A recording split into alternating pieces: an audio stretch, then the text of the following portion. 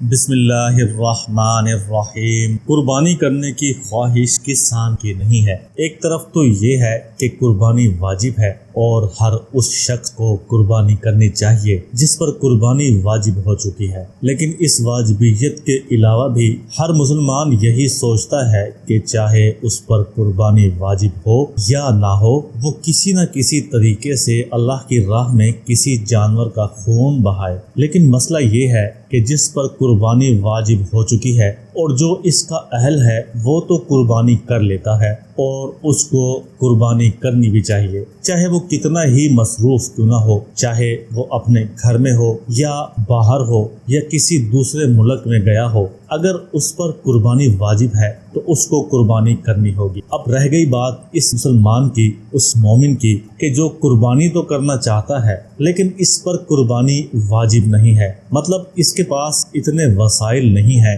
کہ وہ قربانی کر سکے، کیونکہ اللہ تعالیٰ کا فرمان ہے، ہر مسلمان جانتا ہے کہ وہ اللہ کے فرمان کے مطابق اس کی راہ میں خون بہائے، چاہے وہ غریب سے غریب کیوں نہ ہو۔ آج 43 کے عدد کی نسبت سے آپ کو ایک ایسا عمل بتا رہا ہوں کہ جس عدد کا مطلب ہی کثرت ہے، اور اس عمل میں سورۃ الکوثر کو مکمل اور کامل یقین کے ساتھ پڑھنا ہے۔ آپ سوچ رہے ہوں گے کہ یہ 43 کے ہی عدد سے نسبت کیوں دی جا رہی ہے؟ 43 کا عدد بہت ہی خاص عدد ہے، کیونکہ اس سورۃ الکوثر کے جو اعداد ہیں وہ 43 ہی بنتے ہیں، اور سورۃ الکوثر میں اللہ تعالیٰ نے حضور اکرم صلی اللہ علیہ وسلم سے فرمایا کہ ہم نے آپ کو کثرت عطا کی، اور سورۃ الکوثر کثرت کے لیے ہی پڑھی جاتی ہے، اور بزرگ جب بھی کسی کو سورۃ الکوثر پڑھنے کا بتاتے ہیں تو اس کے پیچھے مقصد کثرت کا ہی ہوتا ہے۔ مثال کے طور پر اگر آپ رزق کی کثرت چاہتے ہیں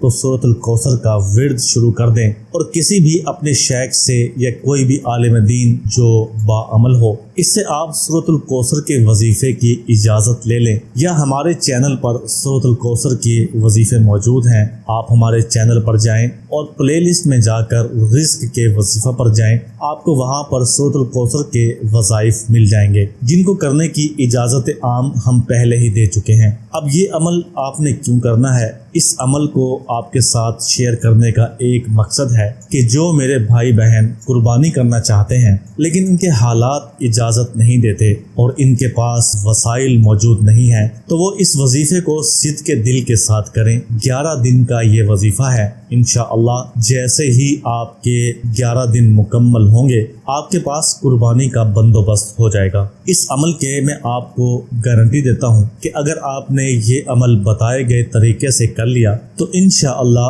اس عید الاضحیٰ پر آپ قربانی لازمی کریں گے، اور اس عمل کی نسبت سے اللہ تعالیٰ آپ کو ایسے اصحاب مہیا کریں گے، ایسی جگہ سے آپ کے پاس وسائل آ جائیں گے کہ آپ سوچ بھی نہیں سکتے۔ بعض میرے بھائی بہن عمل کو مشکل سمجھ کر چھوڑ دیتے ہیں اور اس کی اصل کو نہیں سمجھتے کہ اس عمل سے ہمیں کیا فائدہ ہوگا، اس لیے میں آپ کو بتا دیتا ہوں کہ یہ عمل کوئی اتنا مشکل عمل نہیں ہے، خاص طور پر جتنی بڑی آپ کی خواہش ہے کہ آپ قربانی کریں، تو اس خواہش کے آگے یہ بہت ہی چھوٹا سا عمل ہے، بہت ہی کم ٹائم آپ کا روزانہ کی بنیاد پر یہ عمل لے گا۔ ویسے تو بے شمار عمل ایسے ہیں جو بہت ہی محنت طلب ہوتے ہیں، ایسے ہی وظائف ہمارے چینل پر بھی موجود ہیں۔ اگر آپ کوئی سخت وظیفہ کرنا چاہتے ہیں تو آپ ہمارے چینل پر جا کر کوئی وظیفہ بھی کر سکتے ہیں، اجازت عام دی ہوئی ہے۔ اب آپ نے یہ وظیفہ کیسے کرنا ہے؟ یہ 11 دن کا صرف وظیفہ ہے،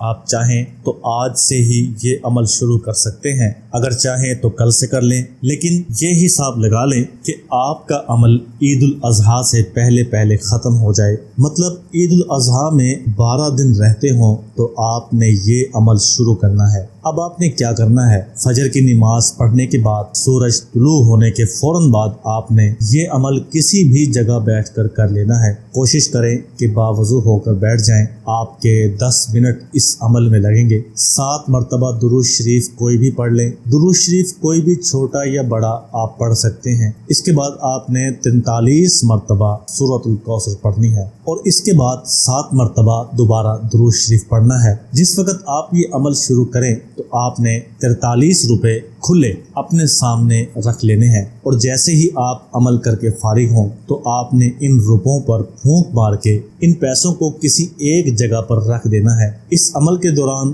آپ نے صرف 3 باتوں کا خیال کرنا ہے۔ سب سے پہلے آپ نے 43 روپے لینے ہیں، اس کے بعد آپ نے 43 مرتبہ سورۃ الکوثر پڑھنی ہے، اور اس عمل کو کرتے ہوئے آپ نے کسی بھی شخص سے بات نہیں کرنی۔ بعض میرے بھائی بہن پوچھتے ہیں کہ کسی بھی عمل میں یہ بات کرنا کیوں منع ہوتا ہے؟ کیا یہ عمل کی شرط ہوتی ہے یا بات کرنے سے عمل خراب ہو جاتا ہے؟ تو میں آج آپ کو بتا دیتا ہوں کہ اگر آپ عمل کے دوران کسی بھی شخص سے بات کرتے ہیں تو آپ کا ذہن بٹ جاتا ہے، مطلب آپ کی توجہ جس جگہ پر مسلسل ہونی چاہیے وہاں سے آپ کی توجہ ہٹ جاتی ہے، اور جس مقصد کے لیے آپ کوئی بھی عمل کر رہے ہیں اگر آپ کا فوکس اس مقصد سے ہٹ گیا تو عمل کا مقصد ہی فوت ہو جاتا ہے۔ بہرحال میں نے آپ کو یہ 3 احتیاط اس عمل کی بتا دی ہیں۔ اب آپ نے اگلے دن کیا کرنا ہے؟ دوسرے دن جب سورج نکلنے کے بعد آپ یہ عمل کریں گے تو آپ نے پھر 43 روپے اپنے سامنے رکھ لینے ہیں، اور یہی عمل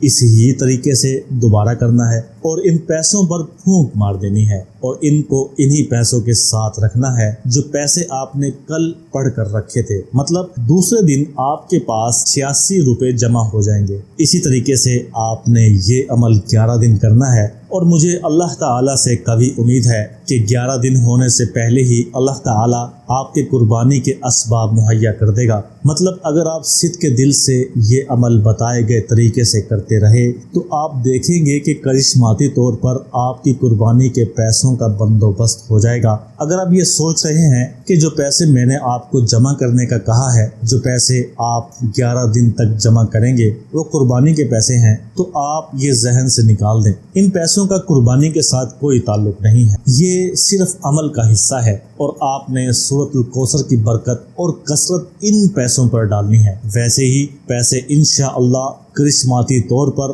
آپ کے لیے قربانی کے پیسے مہیا کرنے کے سبب بنیں گے۔ اور صرف یہی عمل نہیں، میں آپ کو ہر عمل کی نیت کے بارے میں یہی کہوں گا کہ اگر آپ کوئی بھی عمل کر رہے ہیں تو آپ کی نیت یہی ہونی چاہیے کہ میرا کام ہو چکا ہے، مجھے یہ صرف پڑھنا ہے اور میرا کام ہو گیا ہے۔ انشاءاللہ آپ دیکھیں گے کہ آپ کے دیکھتے ہی دیکھتے اللہ تعالیٰ کیسے آپ کے لیے قربانی کا بندوبست کرے گا، اور انشاءاللہ اس بڑی عید پر آپ بہت ہی خوبصورت جانور کی قربانی اللہ کی راہ میں پیش کریں گے، کیونکہ اگر آپ کی نیت عمل کے دوران کچھ اور ہو گئی تو اللہ تعالیٰ کو آپ کی قربانی کی ضرورت نہیں ہے، اللہ تعالیٰ کو گوشت کی ضرورت نہیں ہے، اللہ تو صرف انسان کی نیتوں کو دیکھتا ہے۔ اللہ تعالیٰ سے دعا ہے کہ اللہ تعالیٰ ہمیں اپنے دین کے تمام فرائض ادا کرنے کی توفیق عطا فرمائے، آمین ثم آمین۔ چینل کو سبسکرائب لازمی کر دینا۔